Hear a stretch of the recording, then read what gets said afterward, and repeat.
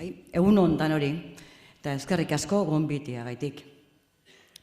Gaur goizean honantzan etorrenean, ardurez etorrenaz, pentze hori behar badanik esan barreko, orain entzungo dozue, zerra esango dudan, behar bada modu pesimista batean uler daitekelako.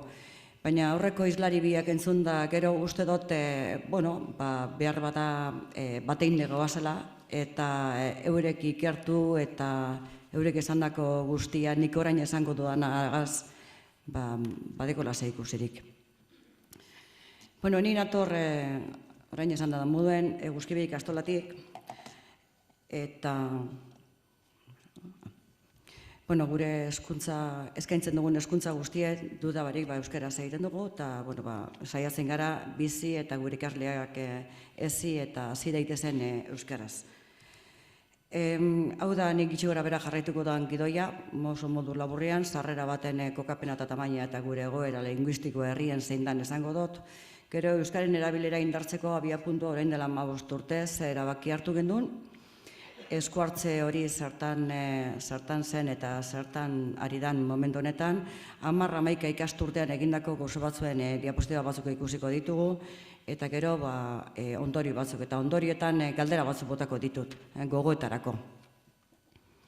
Modu laburrean, sarrerarako, Eguzkibe ikastola, Galdakon sortu zen 1977an, Lerro biko ikastola gara, 0-16 urte bitarteko ikaslea ditugu, gitxi gora bera 700 ikasle, 500 familia eta 80 langile aldera gaude bertan.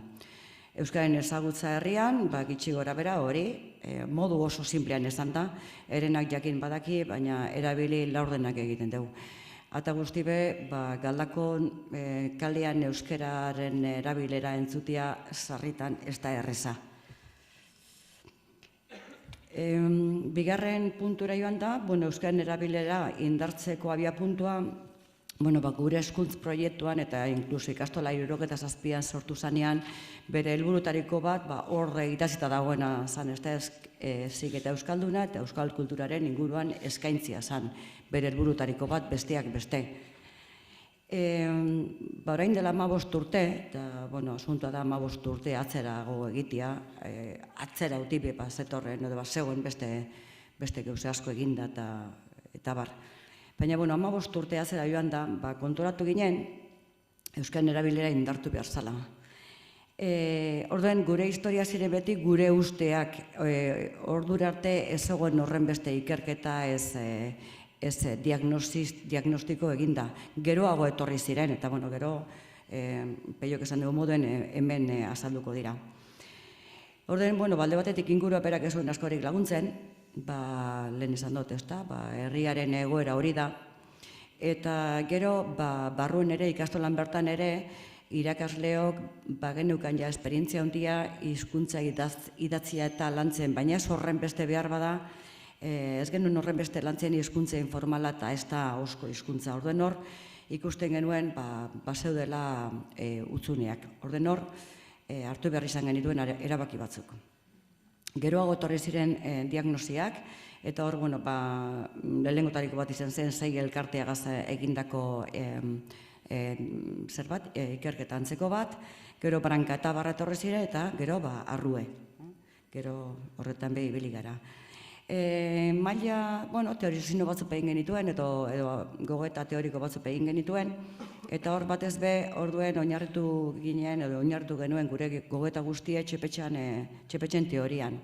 Hor ezagutza erabilira motivazioa, hirukote horren ingeruen egin genituen formakuntza, gogoeta eta bar guztiak. Eta gero beste idea importante bat, lehen esan dute gure ikastolan 0 eta 16 urte bitarteko ikaslea ditugula. Orduen, guretzat ez da bakarrik nerabeak, aurretik ume eta gaztetxuagoak diren ikasleape hor ditugu, da horiek ere kontuan hartu behar ditugu. Orduen, txepetxek planteatzen duguna da nahikotasun mailak esan nahi duena da 10-11-12 urte bueltan ikasle batek euskara hizkuntza kontrolpean izan behar duela, kontrolpean horrek esan gure duen guztiegaz. Eta gero, guzti hau aurrera bateko, ez du balio, ni bai eta nik ez hor gitxienez irakasle guztiok parte hartu behar genuen.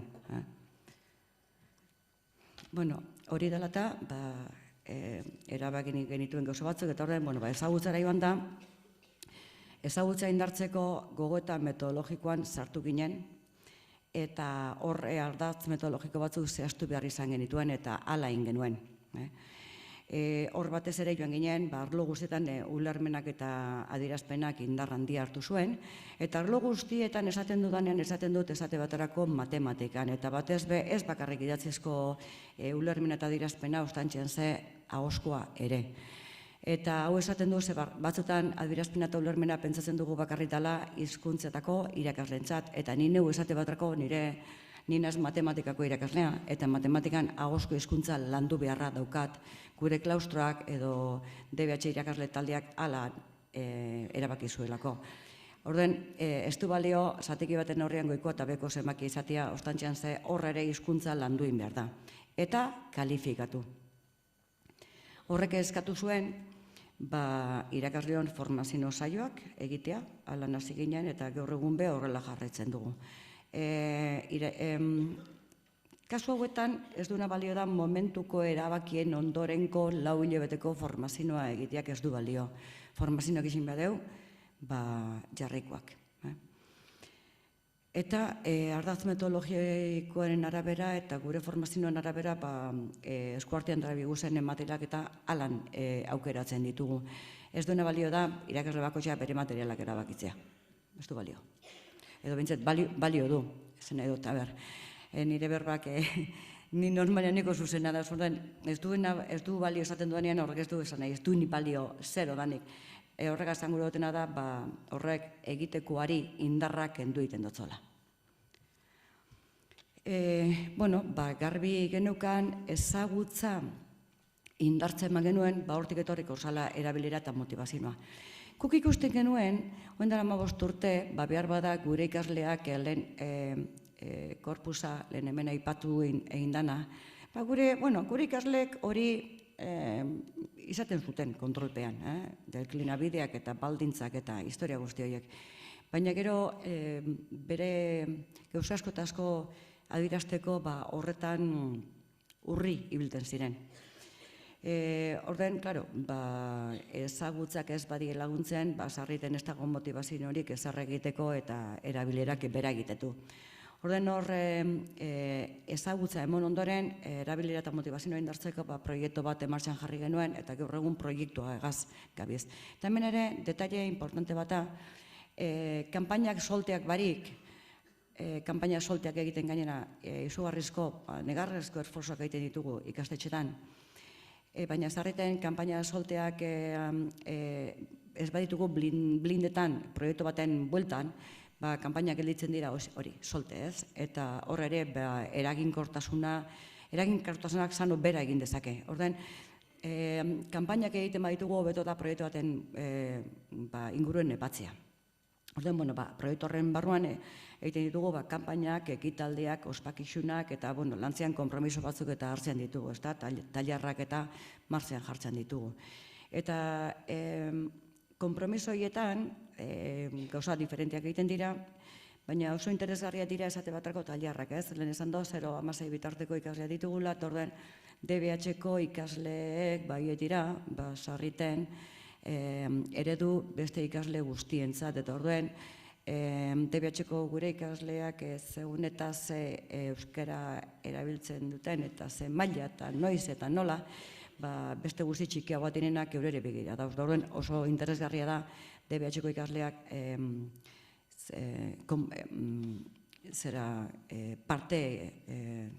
parte izatea eta ardura batzuk hartzea. Horren DBH-ko ikasleak egiten dutena da, irakasle batzuk oso gainean egon da, tailer batzuk antolatzen dituzte txikiagoak diren ikasleentzat eta oso ondo funtzionatzen dute. Eta tailer horiek helburu asko betetzen dituzte, bata da motivazioa sortzen da, beste alde batetik euskara bera ere lantzean da, kantua egiten bada, kantuak badu bere letra eta horren, horre zer batzuk eta hizkuntzaren gauza asko sartzen dira antzerkia, eskulanak, paisaia, propaganda, dantza, era berian hizkuntza lotzean dugu gure kulturarekin, lehen aitatu da hori, ez da hizkuntza oso eskaz gelditu daiteke hizkuntza bera lantzia espada bere karga kultural guztigaz lantzean, ezta? Orduan, ezagutzaren ganean, metodologiara eta joan baginen eta gure formakuntzara eta erabilera eta motivazinorako proiektu bat martxan daukagu. Orduan, ikusteko, igaz esate batreko zer egin genuen eta diapostiba batzuk etorriko dira orain, ikusite izuen gure egiteko hori zelan duan, ezta? Horren, hor, abenduaren 3, bateko Gabona, besteko Agatauna, besteko kalendario, besteko inauteria, Jul kanpaina eta tertulia literariako egiten dugu, tailerrak, eguen zuri edo eguen gizen, segun eta herrialdea, ezta? Konpromiso batzuk eta hartzen dira, eta barrez, horren, ikusiko ditugu diapositiba batzuk egez egindako ekitaldi batzuen gainean. Orduz, abenduaren 3an, jaietan euskaraz, eta gure ikasle nagusia beste guztikaz batera lanean. Bizkaian egon narren ikusten duzu Donostiko Tanborradia B egiten dugula. Bilbo ondokoak gara. Hor hemen, Gabonatan, Olentzeraren bueltan, Olentzeraren bizitaldia izaten dugu, baina gero, nagusiak ere, nagusiak izaten dira Gabonatako eta Olentzeron torrearen prestatzaile, aurkezle, antolatzaile eta barrez, beti gu atzetik, gero. Agatedeuna, bestein beste, Henrire egoaz, ikastola osoko ume guztiak herrira doaz, 0 eta 1 urtekoak izan ezik, beste guztiok herrira goaz, eta Kandelario eguna ere ospatzen dugu, eta hor tostadak eta jaten dira. Hau bada modu bat, kalendario eta gure kultura eta gure ohitura sarrari zentzuna emoteko modu bat eta motibo bat, eta ere berian gurasoak ere implikatzen ditugu, tokatzen jakia tostadak egitea, beste barik. Eta ikusten duzu, gero tostadan degustazio bat egiten dugula, eta duen artean jan.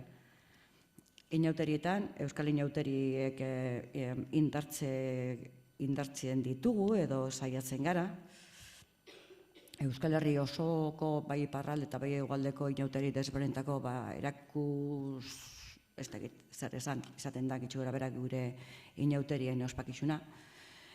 Jul kanpaina, hau da ikastolen elkarteak emartxan duen kanpaina bat irakursaletasuna bultzatzeko, eta hor, momento sasoian merkaguen dauzen liburuen ezagutza eta irakurketa egiten da, gero propaganda egiten da, hauteskundiak eta azkenean inkluso botazioa ere egiten dugu. Eta hor gauze asko barriro ikasten da, ez bakarrik irakursaletasuna, hortantxean ze, nagusi egiten garen neurrien gero holako hauteskundetara eta joaten gara, eta mekanismoak ezagutzea besta gondo, hori ez da txarto. Gero, tailerrak eta guen zuri, hor daude elbide batzuk eta YouTuberen eta martxan ditugu, gurasope ikus dezaten eta bar. Eta kompromisoa estilo honetakoak ez da, gupe euskaraz eta jaietan euskaraz eta lehenengo hitza euskaraz eta lehenengo berbia euskaraz da. Estilo horretako kompromisoak eta hartu eta idatzita egiten ditugu eta kontratu batzuk sinatu eta bar. Hau da gitxo gara bera, modu labur baten, zer egiten dugun da zerrez. Hau da aspekto ludikoena, bestia da, behar bada krizaua, baina oso importantea lehen esan dudana, ez da hasieran esan dudana metodologiaren kontu guzti hori, erabaki batzuk hartu beharra, eta kurrikulumean sartzea. Orduan, ondorioak.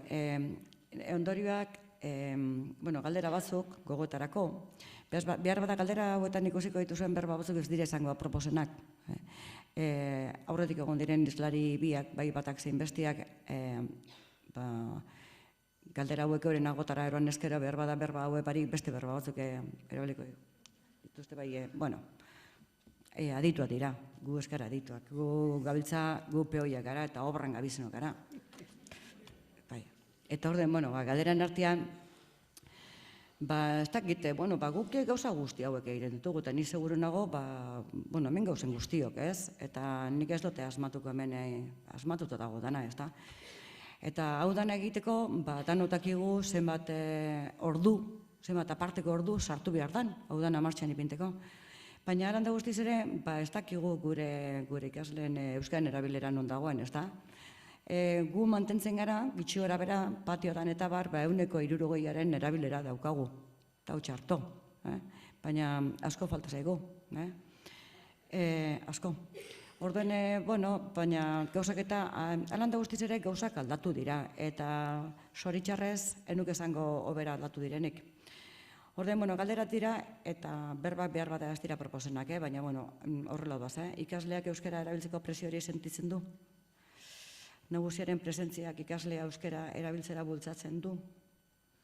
Kulens ginen irakasle bat agertzen zen bakotxean patioan zer baten moduen, ez da, oleatu bat izatea, ez ez, orduen hizkuntzaren aldaketa bateko esan, ez, erderaz ibilten baziren, euskarara pasatzen ziren, gaur egun ez dakit hori aurrela gertatzen den. Ikasleek euskararen erabilera araua balitz moduen ikusten dute, ikasleak nerabezaroan aurrera egiten duen neurrian euskara hizkuntza izatetik beste zerbaitera izatera pasatzen da, beste kontzientzia bat geroago. Zen nerabezaroan dauden bitartean badakigu, rebeldia puntu bat, eta horretanak ez datu den, euskaraz egin behar dut, dut beste hizkuntza bat erabiliko du, segaiti, nagusiak esaten diatelako. Horren ez, rebeldia puntu horrek ez dite izten, ez da. Ikasleei nahikoa hizkuntza ematen diogu sentimenduak eta adierazteko, hori da guk izan genuen arazotariko bat. Gela barruen egiten dituen gauza guztiak erantzuten behar bada oso ondo, baina gero euren sentimentuak, euren nazarreak edo alegriek edo tanalakoak adierazteko nahiko hizkuntza ematen diogu, eskolan. Irakasleok hizkuntzak kolokiala lantzen dugu eta oskoa.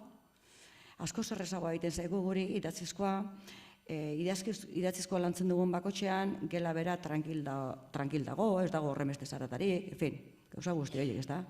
Esan daiteke kontrolpean daukagula gela. Ahoskoa landu behar dugun bakotxean, volumenak gora egiten du. Gurasoen kanti ezin baleben gana, transmisioa zein horretan egiten da. Teknologia barrie berba gutxiago egitera bultzatzen gaituzte, elkarren artean gero eta berba gutxiago egiten dugu. Honek ahoskorako dakarren historia guzti, ez da. Jendearen bizimodu aldaketara, eskola komunitatea egokituta dago. Mugak zabaldu dira, atzerriti datozen ikasleak euskarara erakarri egiten ditugu. Herrian ete dago espaziorik euskararen derrigortasuna eskatzen duenik. Baina esatuako, gure ikastetxea galdakon dago eta ingo nukearik eta hori, ez da, eta bakotxa bere herrian, ez? Gero herri batetik bestera oso egoera desberdinak daude. Baina bakotxa ditoketan jako, Eta kultura? Kultura, kulturaren definizioak izan dezake bi aspektu, ez da? Eskulatoko jakintza zientifikoa edo artistikoa eta beste alde batetik komunitate bat ezagurritzen duten egitura sozial, sinesmen, multzoa eta barrez. Pertsonari jaio, hasi eta heriotzaraino lagunduko dion edozein ekintza. Elikatzeko oiturak, babeserako oiturak, etxe bizitzak eta bar, antolatzeko moduak, divertimenturako oiturak, heriotzaren gaineko iritsia planteamentuek, baina baita komunikatzeko hizkuntza. Bestea besten, ni baita eritxet euskal kurrikuluna derrigorrien behar dugula. Euskal Herritik egingo dana, munduari zabalik egongo dana, baina Euskal Herritik egin beharko duguna. Beraz zer, bestakit, baina holan, gure esperientziatik eta, ezagutzan, gore egiteko, nik deritxe, euskal kurrikuluna derrigorra dugula. Honek eskatzen duen guztiegaz. Eta lehen ekosistema eta ekologia eta bar, eta, kasualidadez nik ere ekosistema bateko parte garen horrean dinot, ikasle batek, ikasten eta pentsatzen ikasi behar du, norbanakoa delako, ez denez bakarri bizi, komunikatzen ikasi beharko du, eta zertarako beste guztiekin bizitzeko, elkarrekin bizitzeko, baina bakotxa bera izango da, nahiz eta komunitate bateko partaide zen, eta horren norbere izaten ikasi beharko du, komunitate horren barruen ere, eta azkenik inguruan egiten eta ekiten ikasi beharko du bizi irauteko. Paragrafo hau da, ez dakit hau horrelat dan, ez dakit Iñaki Lunak eta Jon Sarasua zer esango luketen honen ganean, neure asmakizun bat horrela idaztea. Eta, nik edo zelan be, uste dut, osak horrela egin ezkero, motivazioa eta erabileran bai egin dezakegule gora. Eta gero oso importantea da familian egiten den transmisioa. Eta lehen hori asko aipatu da, aurreko saioan hemen, Eta hor Euskadi Irratian entzuten den zelan da, iragarki hori, nik uste dut oso adierazgarria dela. Euriborra inok ez dakigu zer dan, baina inkluso ezeko txikitsuek hitz egiten dakidio horren gania zagaitik gurasoak entzun dituztelako. Eta ganean iteritze familien transmisioak ez egitea, horrek galera handia dakarrela, eta ganean galera ez dut uste lineala danik, horre uste prosino geometriko bat dauela. Gero, administrazioak, ez dago besterik, administrazioak diruz lagundu behar dago eta zerbitzuak ipini behar ditu. Oso gero eta laguntza gitxiago dago, eta horrela esko ondo. Eta ni baita eritxe gero uztartu beharko genituzkoela euskara kultura eta herri izaera. Eta ia gure nerabiak ere, nerabezarako rebeldia puntu hori pasatuta gero, euskara hizkuntza bakarrik barik beste zerbait gehiago lez ikusten badute. Eta dozelan be, erabaki zenduak hartu beharren gaudela, beste barik. Gero ikerketak eta neurketak nik deritxet beharrezkoa direla, ezinbestekoa dire egoeraz jabetzeko eta hobekuntzarako bidea zehaztuteko. Eta sentitzen dut, baina askoren lana behar da, ikasleena, irakasleona, gurasoena, instituzioa, herriarena, eta hemen lehen aipatu da, inkluso nazioartean ez dakizer, eta sindikatuak eta behar bada beste guzti horiena ere. Dozelan be, animo eta aurrera.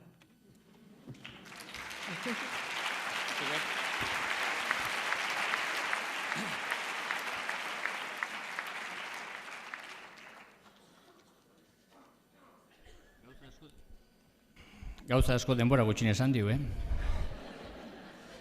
Galderak botaitu, majo. Nik galdera botako izut zuzenean. Gaurko ikasleak, orain dela 15 urte edo 25 urteko ikasleak baino prestatuago ikusten dituzu ezagutza mailan edo ez dara hain prestatuak, ezagutza aldetik. Euskararen ezagutza aldetik. Galdera bat berari ere botatzeati, bestela. Bai. Nik uste dut ezagutza mailan, behar bada egon daitezke, prestatuago, egon daitezke. Baina ezagutzagaz bakarrik, nik uste dut, hor dagoela gakoa, ezagutzagaz bakarrik, nik uste dut dago motivazio erabilera. Gero ez dugu hitzik egin horren ganean, baina kalitatea, badaude beste aspektu batzuk, ezagutzaren alderditik, nik uste dut, ez dakit, ni daukadan esperientziaen arabera, eta nire esperientziatik behar bada eritxiak desberdinak egon daitezke, baina nire esperientziatik hasieran esan dut oso laburrian, ez? 15 urte atzera indugu, baina joan gaitezke, ni joan daiteke atzerago, nik urte gehiago dara lanean. Eta inkluso irakasleok, alde batetik medio horik ez genuen eukiten. Gaur egun behar bada medio gehiago daukagu. Horren arabera behar bada guk, ezagutzean, hor, nik uste dut baietz. Baina ni horretan eninteke geratuko uste dut hori, baino askoz gehiago dela. Lehen, ez dakite Jon Sarasuak esan duen alainakik, zerak, Martínez de Luna, urte batzuk pasatu ditugu datuan ganean hitz egiten, eta aspekto kuantitatiboaren ganean hitz egiten, baina aspekto kualitatiboari ez dutzugu horren beste repareu. Eskerrik asko. Hementxe aurrean jarri dizuet diapositiba bat, beste erreferentzia hauek erabili izan ditudalako gaurko saioa, eta bat ikusten duzue, hemen dago hau, Mikel Zalbiden liburua da, benetan gomendagarria, Euskararen legeak 25 urte errez irakurtzekoa, nahiz eta mardula izan, eta oso interesgarria gure gai honetarako. Bestea asko zen meagoa, 2 ordutan irakurtzeko moko liburua, Euskararen egoerari iristen, liburu saltzaile ematen den, baina barkatuko jazue.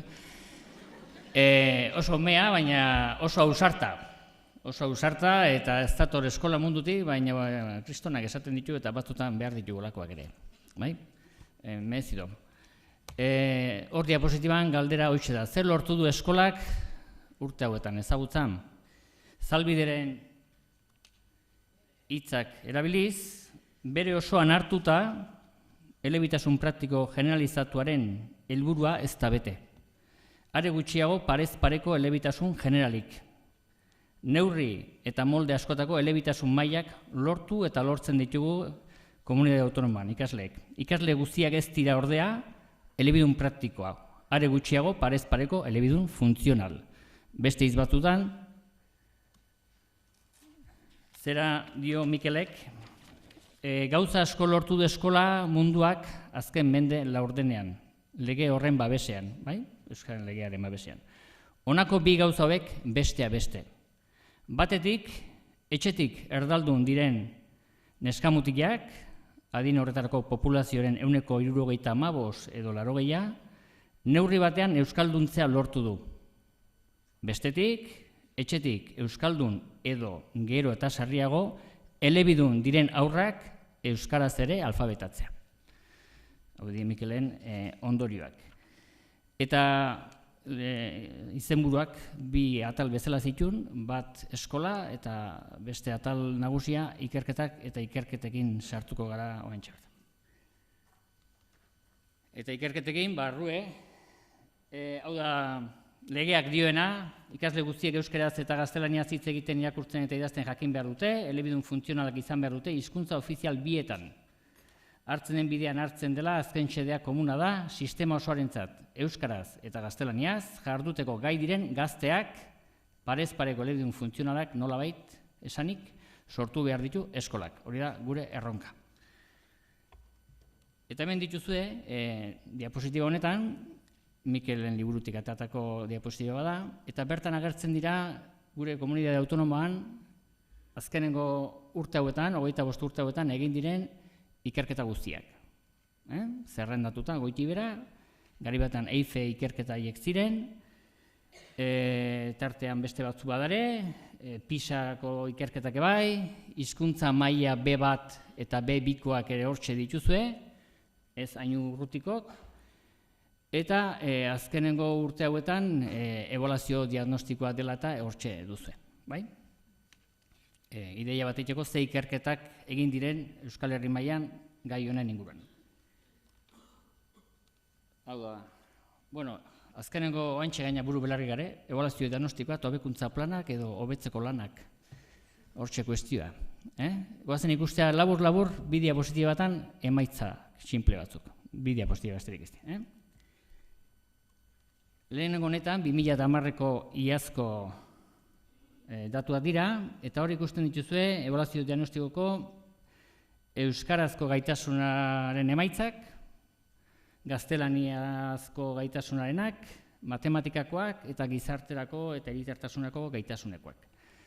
Gorriz agertzen da hasiera maila, urdinez erdi maila eta berdez maila aurreratua.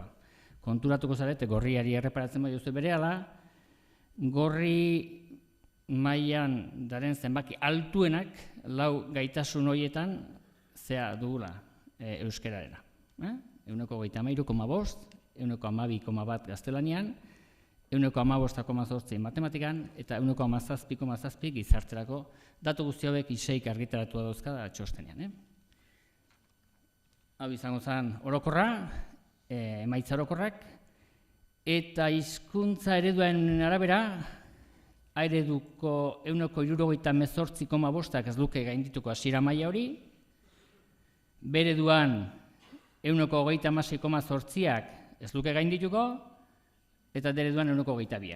Eta trebetasun aldetik idazmena dugu zailtasun gehien sortzen diena ikaslei.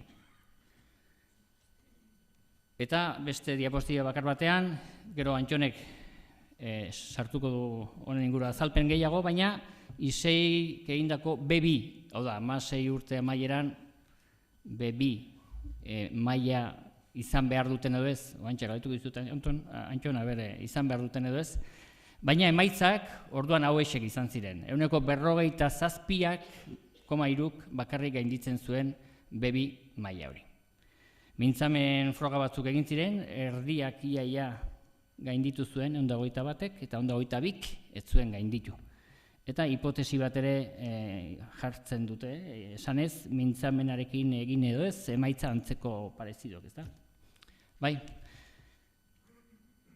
Bueno, hau gehiago azalduko zuzuk, bakarrik bukatzeko nire azalpentsu hau Antxoni eta Pablori eman aurretik hitza, hemen dituzue beste datu batzuk, ze askotan datuak horregoten dira, baina bildurra ematen dizkigute bakarrik txostenak behitzeare, eta nik jarra ditut batzuk. Hemen dituzue 2006ko Eustatek 15-19 urte bitarteko aurren ikazteen barkatu, aurrak ez dira, ez dela esango nire alabak.